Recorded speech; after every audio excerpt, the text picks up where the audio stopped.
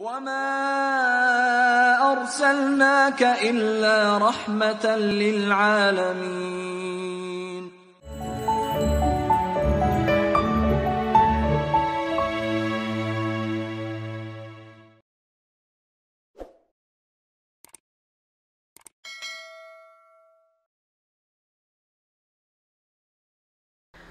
Assalamualaikum warahmatullahi wabarakatuh.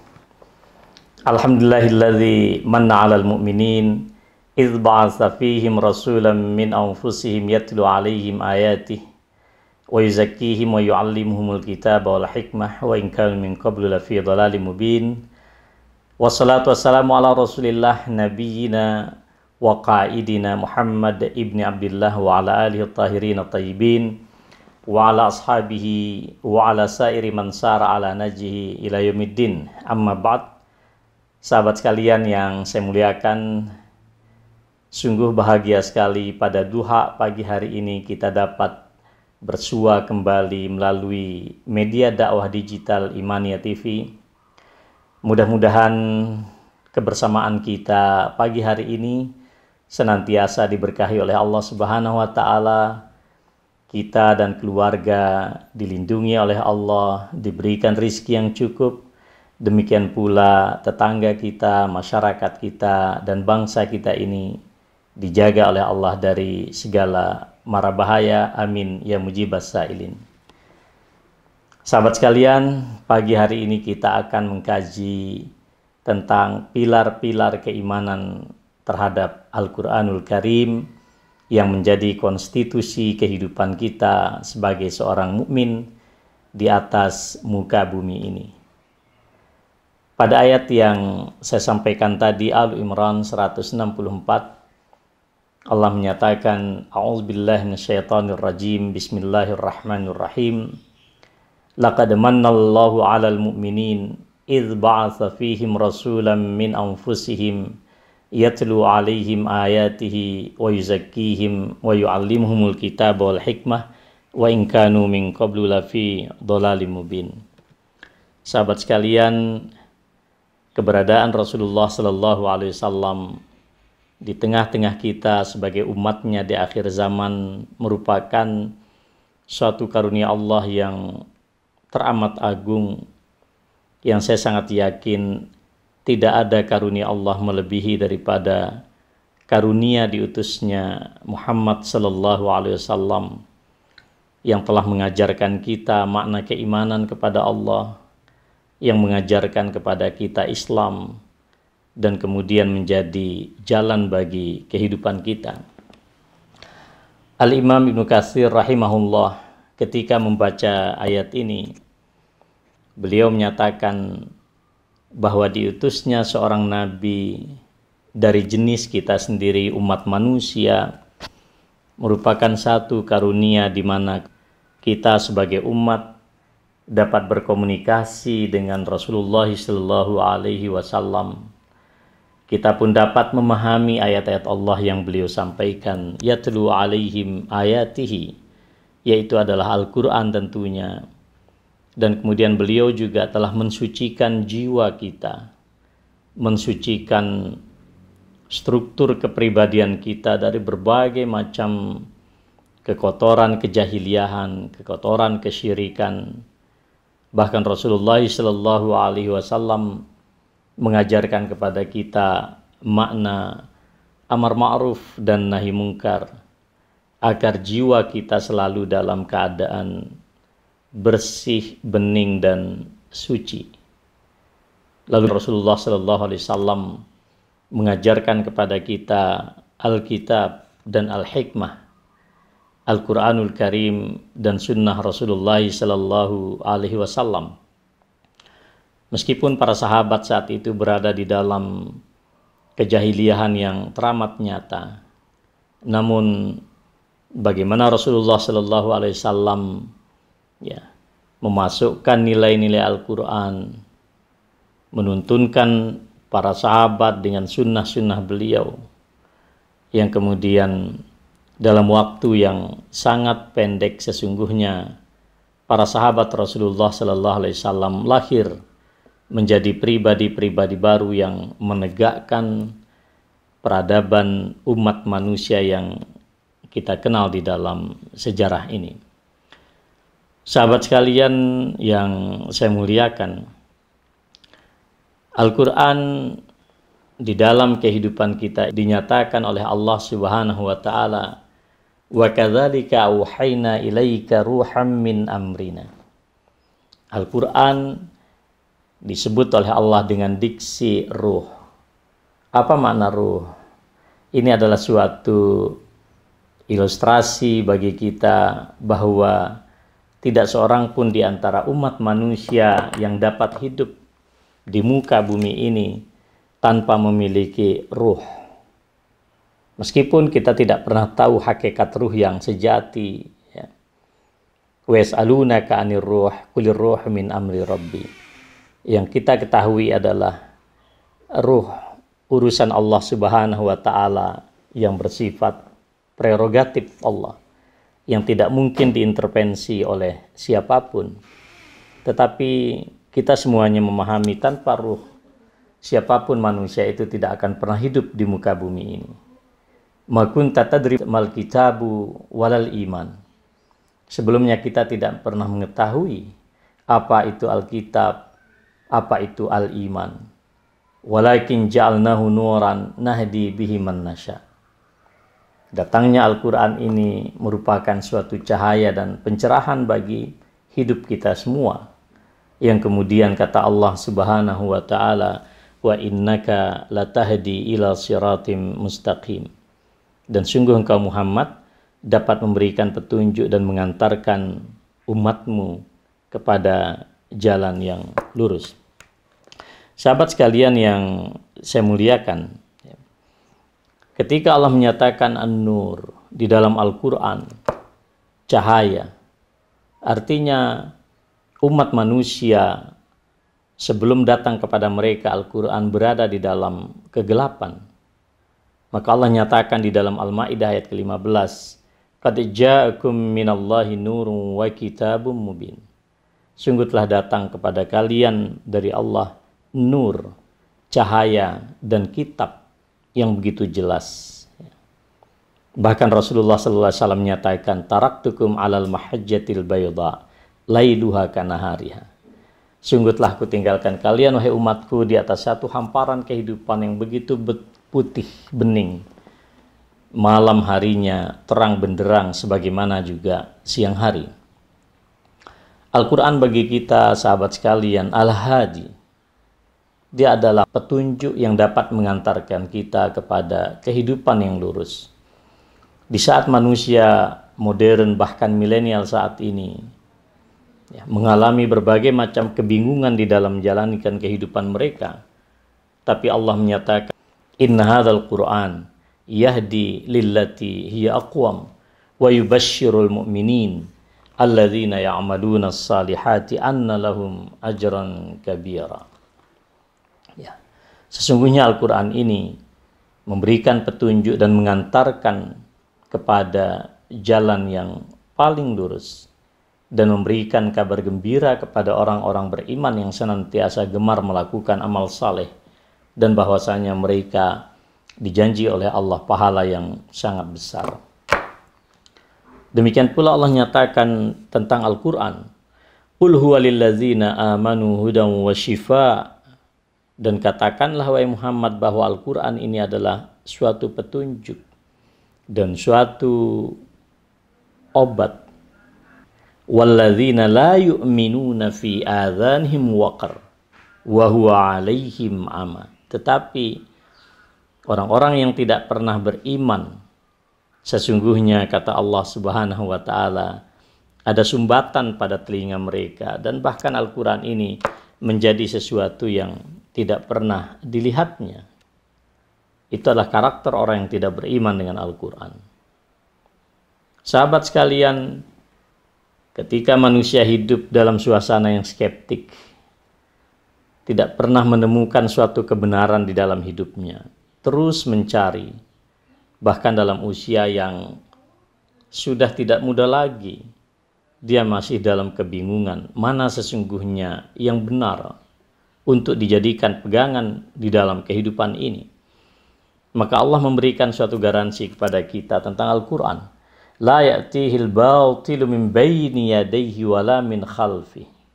Al-Quran adalah suatu kitab yang dari segala arah, ya, tidak ada suatu kebatilan yang sanggup meruntuhkan kebenaran yang dibawa Al-Quran. Fussilat ayat 42.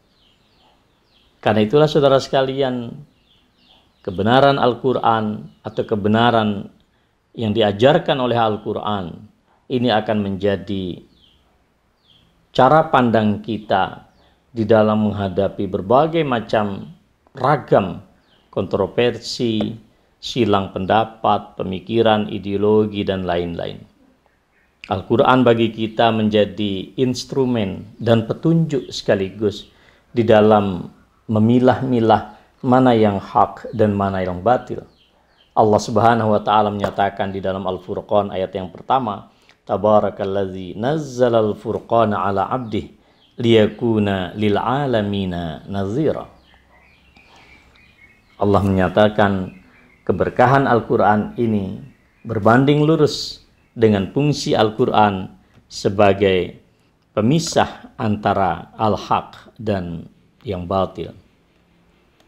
Demikian pula sahabat sekalian yang saya muliakan, Al-Quran juga dinyatakan oleh Allah Subhanahu wa taala, Ya ayuhan nas qad ja'akum burhanum mir rabbikum wa anzalna ilaikum nuram mubina. An-Nisa 174. Wahai manusia, sungguh telah datang kepada kalian burhan, petunjuk-petunjuk rasional yang sedemikian kuat.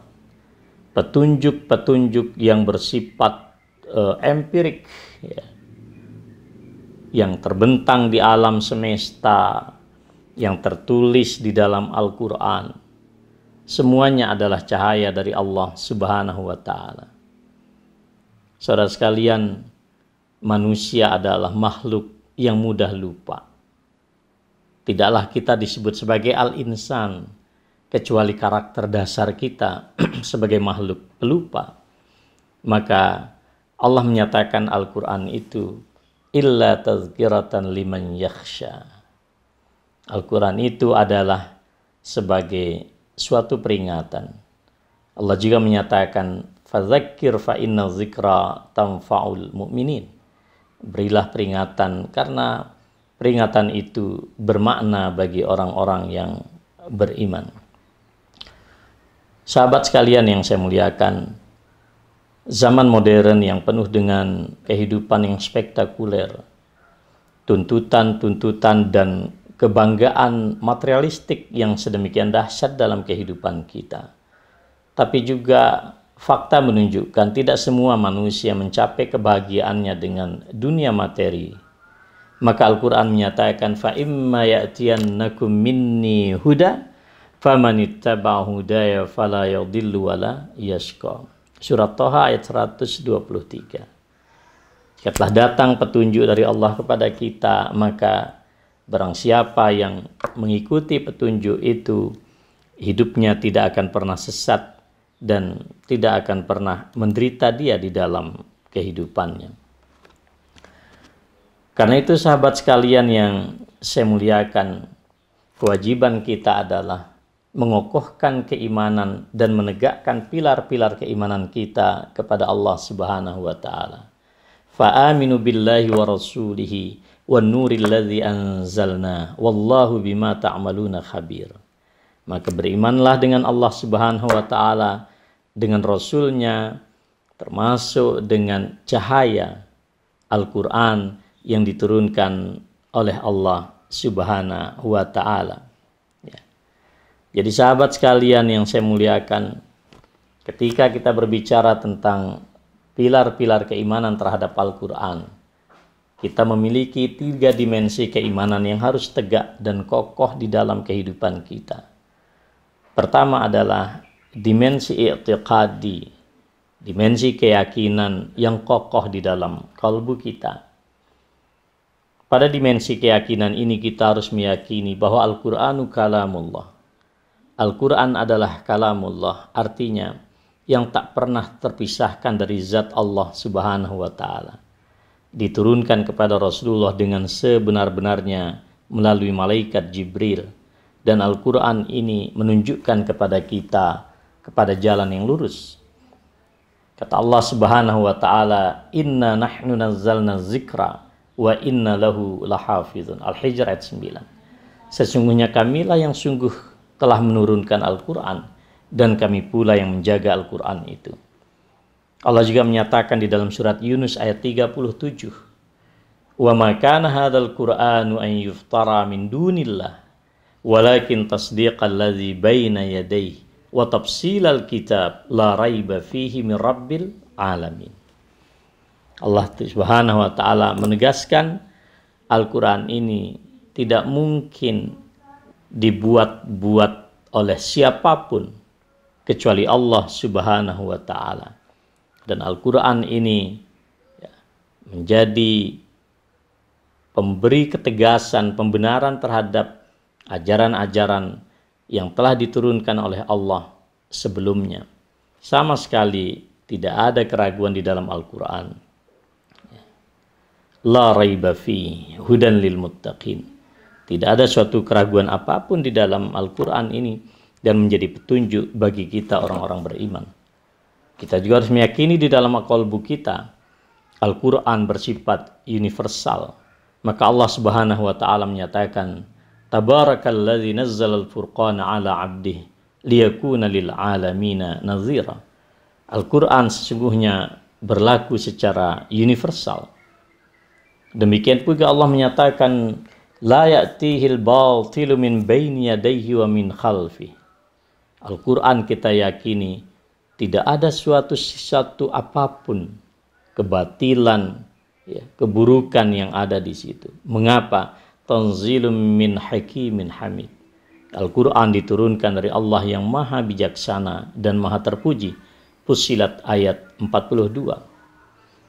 Al-Qur'an juga dinyatakan oleh Allah sebagai penutup bagi kitab-kitab terdahulu.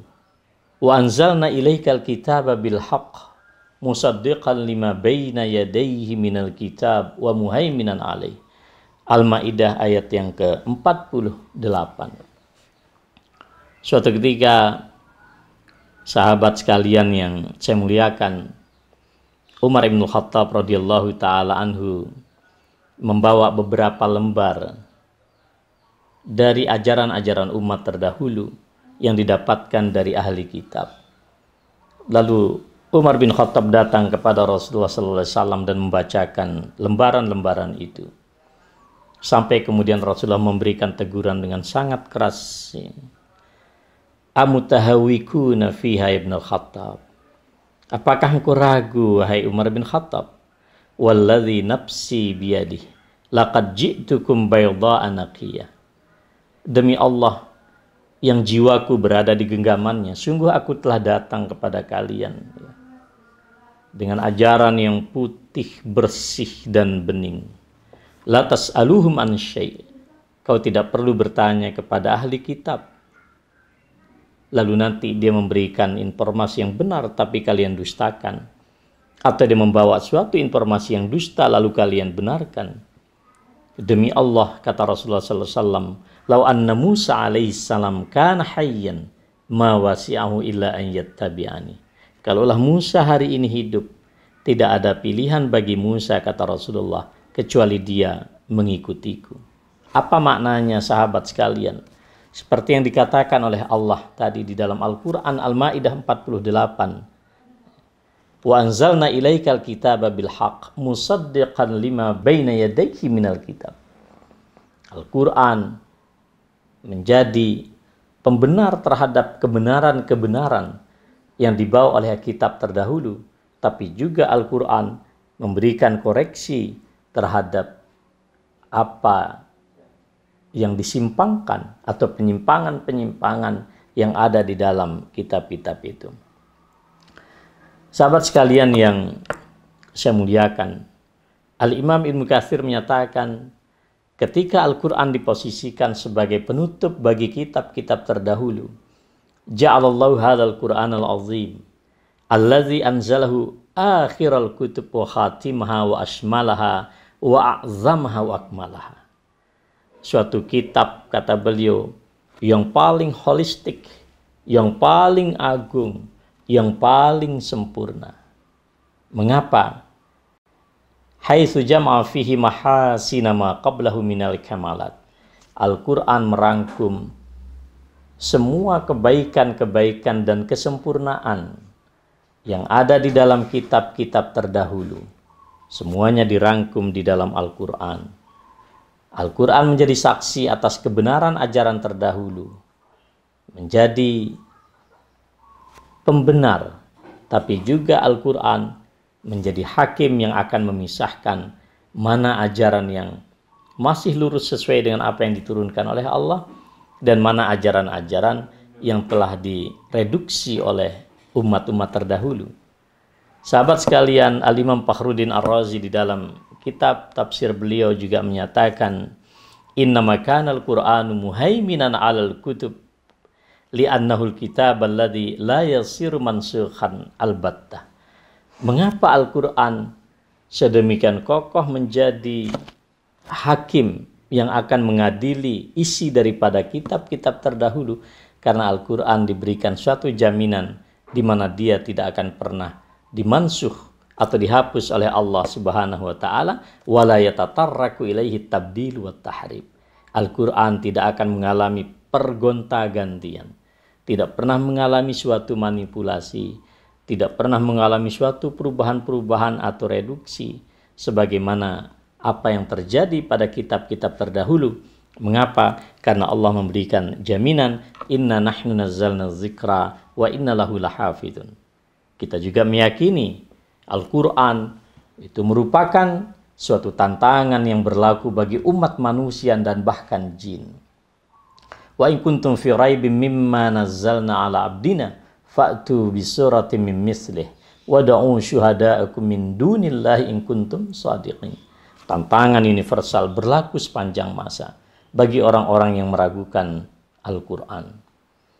Dan juga sahabat sekalian yang saya muliakan, kita meyakini di dalam qalbu bahwa Al-Quran ini akan memberi syafaat dan menjadi syafaat bagi kita pada hari kiamat, sebagaimana hadis dari Abi Umamah radhiyallahu taala anhu, di mana Rasulullah sallallahu alaihi wasallam beliau dengarkan pernah bersabda, iqra'ul Qur'an, bacalah Al-Quran, fa innahu ya'ti yaumal qiyamah syafi'an li ashabihi. Hadis riwayat Muslim.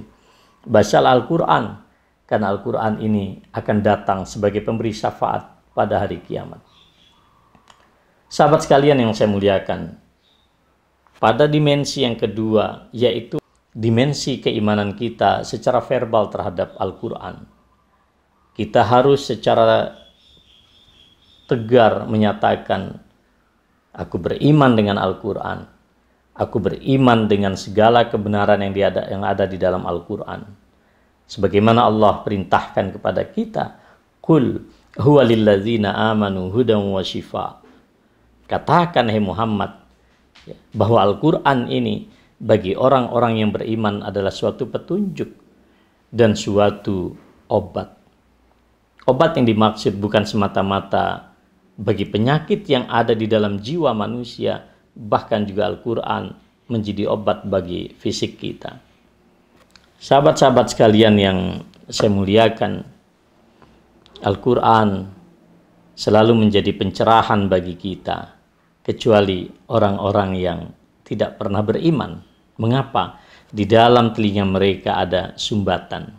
Bahkan sebagaimana yang dikatakan oleh Allah di dalam surat Fussilat ayat ke-44, selain adanya sumbatan di dalam telinga mereka, wa huwa alaihim ama, Quran itu menjadi sesuatu yang tidak dapat dan tidak sanggup mereka tatap. Ulaika yunadawna min makanin ba'id. Mereka digambarkan oleh Allah Subhanahu wa taala sebagaimana orang-orang yang diseru dari tempat yang sangat jauh. Tentu pun pula suara itu sangat terbatas. Poin yang ketiga, sahabat sekalian yang saya muliakan, dimensi keimanan kita secara praktis kepada Al-Quran juga harus kita nyatakan.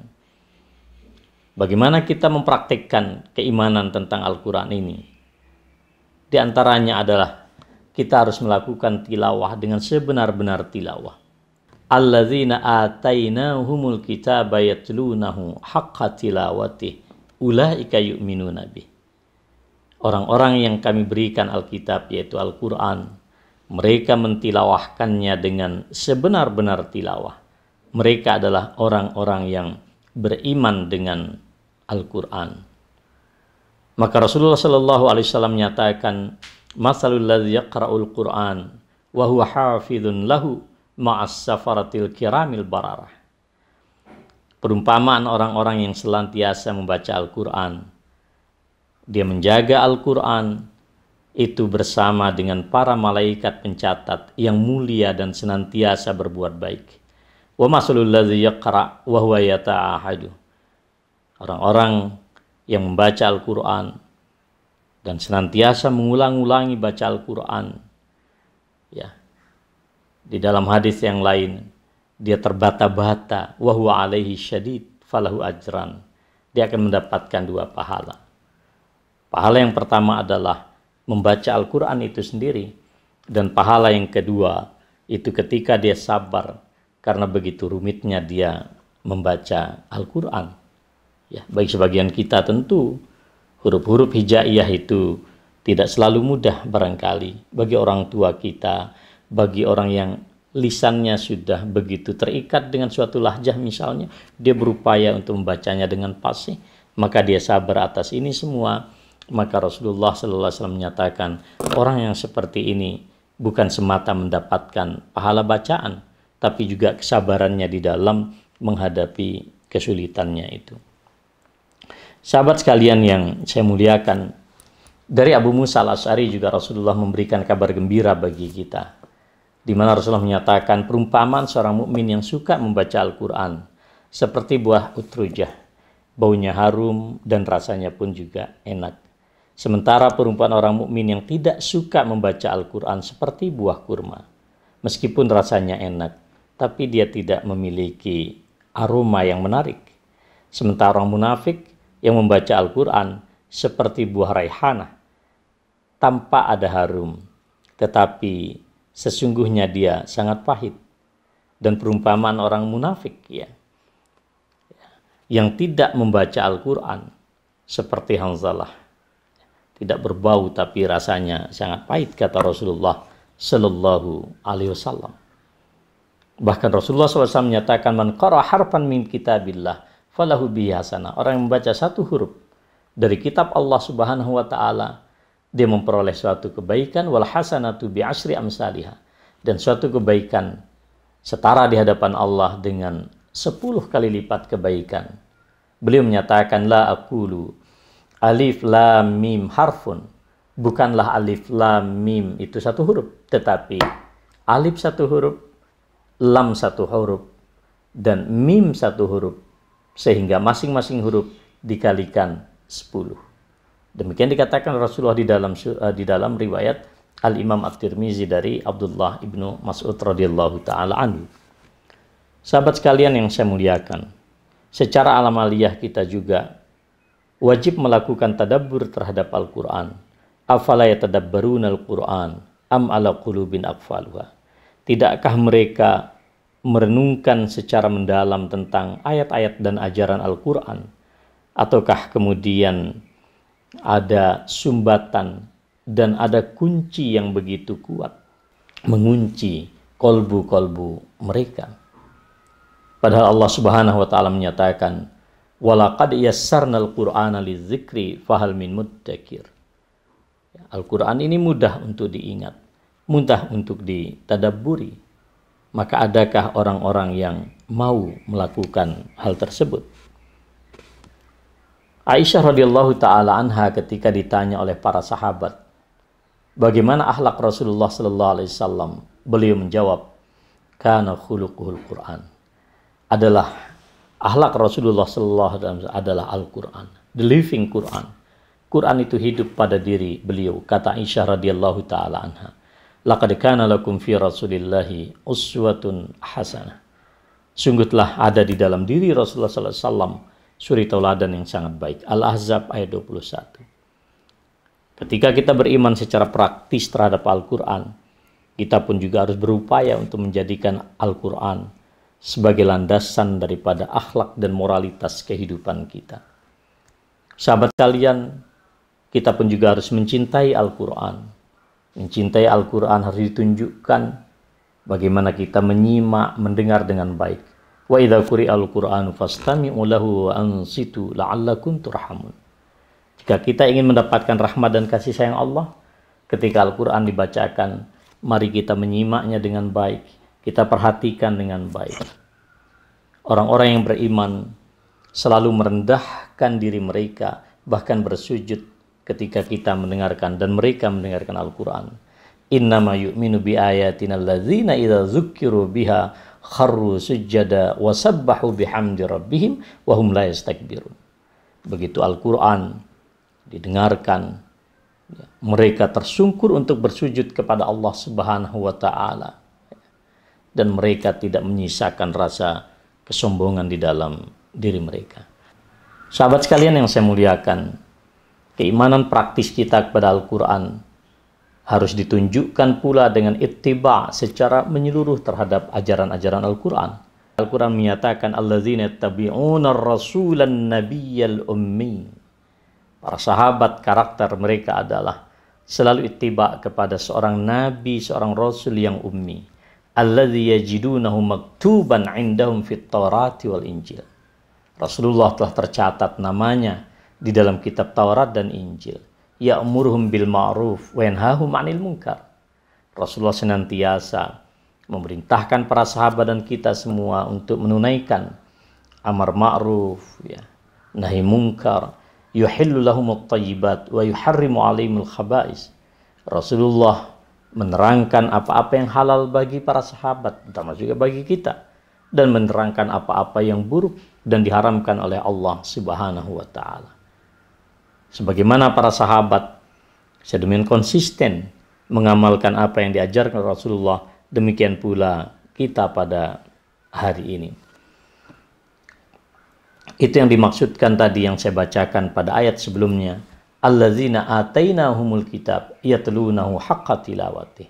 Orang-orang yang diberikan Alkitab, Al-Quran, mereka membacanya dengan pembacaan yang sesungguh-sungguhnya. Al-Baqarah ayat 121.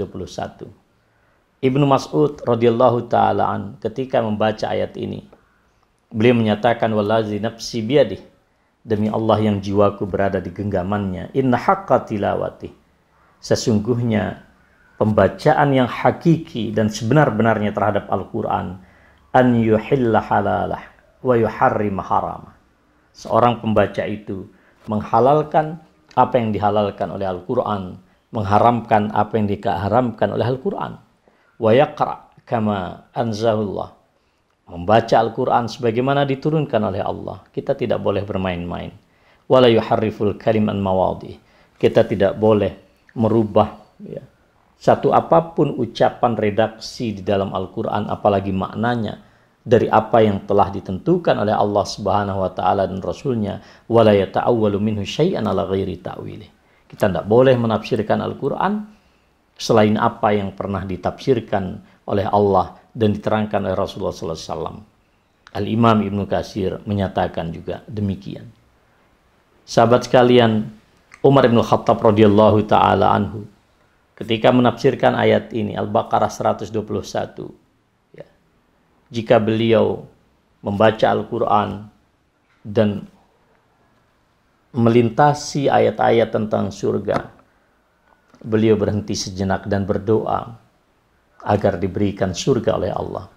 Ketika beliau membaca Al-Quran dan melewati ayat-ayat tentang neraka, beliau pun kemudian berhenti sejenak, kemudian mohon perlindungan dari Allah Subhanahu wa taala. Sahabat sekalian, keimanan praktis dengan Al-Quran juga dinyatakan oleh Rasulullah, khairukum man ta'allama al-Qur'ana wa 'allama. Sebaik-baik di antara kalian adalah orang yang belajar Al-Quran dan mengajarkan Al-Quran itu. Rasulullah Shallallahu Alaihi Wasallam menyatakan, ini hiburan buat kita semua, terutama orang tua.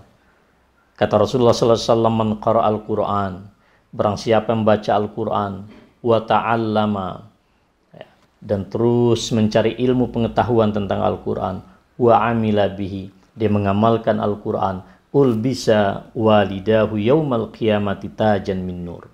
Pada hari kiamat ya, kedua orang tuanya akan diberikan suatu mahkota dari cahaya. Dauhu mithlu dawi syams. Ya. Cahayanya itu persis seperti sinar matahari. Wa yuksa walidahu hullataini. Dan kemudian kedua orang tuanya itu diberikan dua gelang. La taqumu lahuma ad-dunya. Tidak dapat dibandingkan dengan apa yang diperolehnya di dunia. Fayaqulan, kedua orang tua tersebut menyatakan, bima kusina hada. Bagaimana mungkin kami akan memperoleh perhiasan yang sedemikian rupa? Kami dipakaikan, ada gelang yang sangat dahsyat, ada pula mahkota dari cahaya. Kemudian ada suara yang menyambut pertanyaan tersebut. Yuqal bi akhdhi waladikum al-Quran. Karena anakmu mempelajari Al-Quran. Hadis riwayat Al-Hakim. Jadi saudara sekalian yang saya muliakan, selain itu kita pula berupaya untuk menghafalkan Al-Quran. Kalau tidak kita sebagai orang tua, maka setidaknya anak-anak kita pun juga demikian. Selain seperti yang dikatakan oleh Rasulullah tadi, tapi Allah juga menyatakan di dalam surat Al-Ankabut ayat 49, bal huwa ayatun bayyinat fi suduril ladzina utul ilm wa ma yajhadu bi ayatina illa zalimun.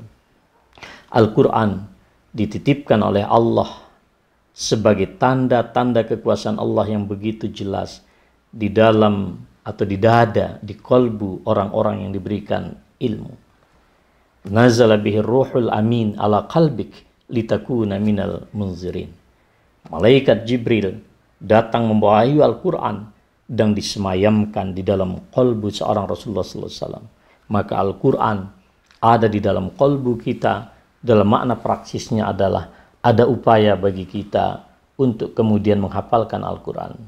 Pada batas tertentu, sahabat sekalian, orang-orang beriman selalu menghafalkan Al-Quran. Bukankah ketika kita sholat, kita diwajibkan untuk membaca ayat-ayat tertentu? Faqra'u ma tayassara minal Qur'an. Bacalah yang mudah bagi kita.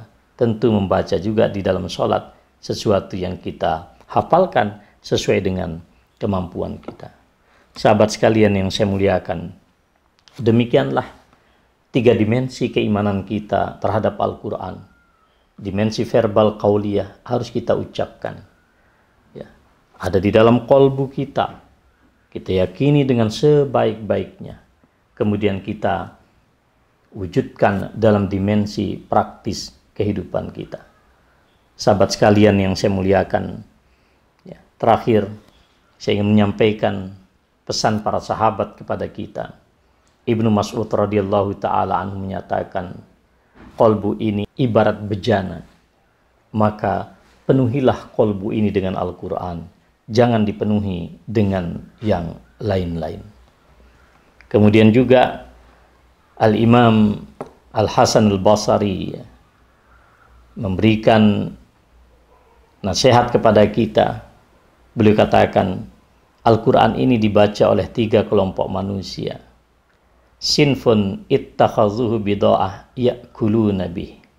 Ada sekelompok orang yang membaca Al-Quran lalu dijadikan Al-Quran ini sebagai barang dagangan. Dia makan dari hasil barang dagangan ini. Wasinfun aqamu hurufah. Ada sekelompok yang bagus sekali menegakkan huruf-huruf Al-Quran. Pandai dia membaca Al-Quran. Pandai dia berdalil dengan Al-Quran. Wadayya'u hududah. Tetapi batasan-batasan Al-Quran ya, ditabrak. Tidak ada yang dia lakukan. Meskipun dia pandai membaca Al-Quran. Ya. Ada juga kemudian ya, sinfun amadu ila dawa'il Quran fawada'uhu ala da'i qulubihim. Ada sekelompok orang yang meletakkan Al-Quran ini sebagai obat penawar bagi sakit yang ada di dalam kolbu mereka.